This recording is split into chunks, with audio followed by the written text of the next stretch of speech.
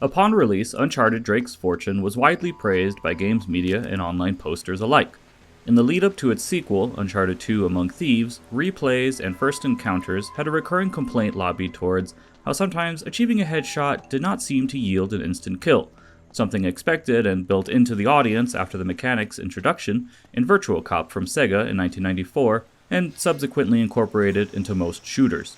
I wanted to investigate whether there was any validity to this claim that enemies in Uncharted were bullet sponges and resistant to the instant kill headshot mechanic.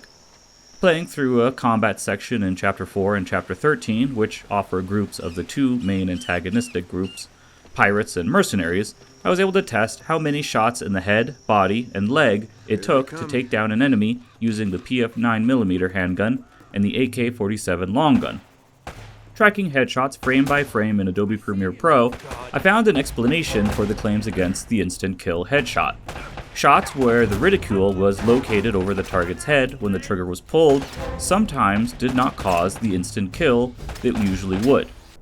I found two explanations. Often the enemy holds the gun to their head when firing, and the bullet fired from the weapon will not land dead center where the reticule is at, meaning the bullet would strike a combatant's hand or arm or body instead of where I believed it would strike the head. Due to the speed and frenzy of combat, this isn't something one realizes in the midst of the game. Instead, it feels like the game cheated.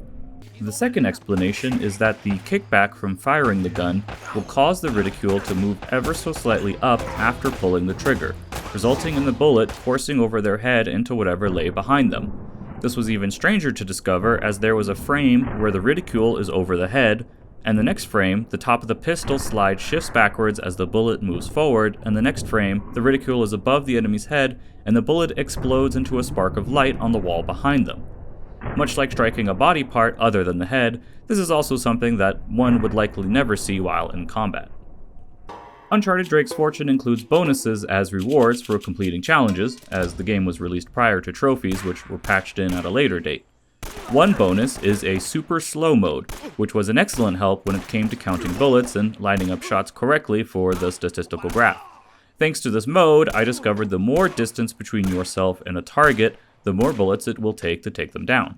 On normal, it only takes 4 AK-47 bullets to down an enemy from fairly close range, but from a distance, it takes 6. While Drake is in cover on easy, the enemy never flanks and would throw grenades without enough timing between them and far away enough from my cover point that they were never going to kill me while I was in cover. As the difficulties ascended to crushing, they would flank faster, and the increased damage output resulted in speedier and speedier deaths while in cover.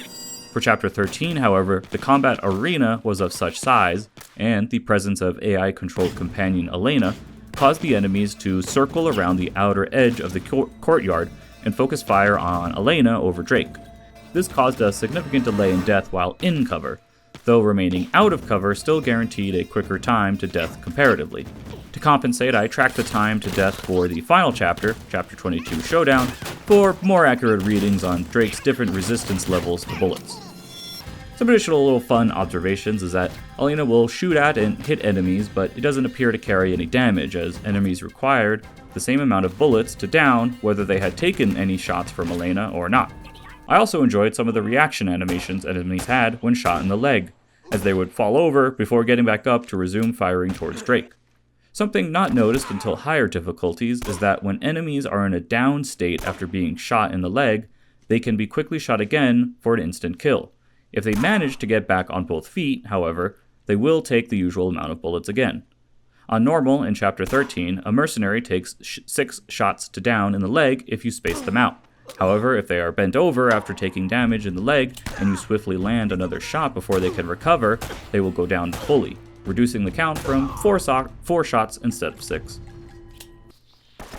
This is a quick wrap-up, but the time looking into this was actually quite extensive, doubling back and rechecking my counts as well as the frame-by-frame rewatching.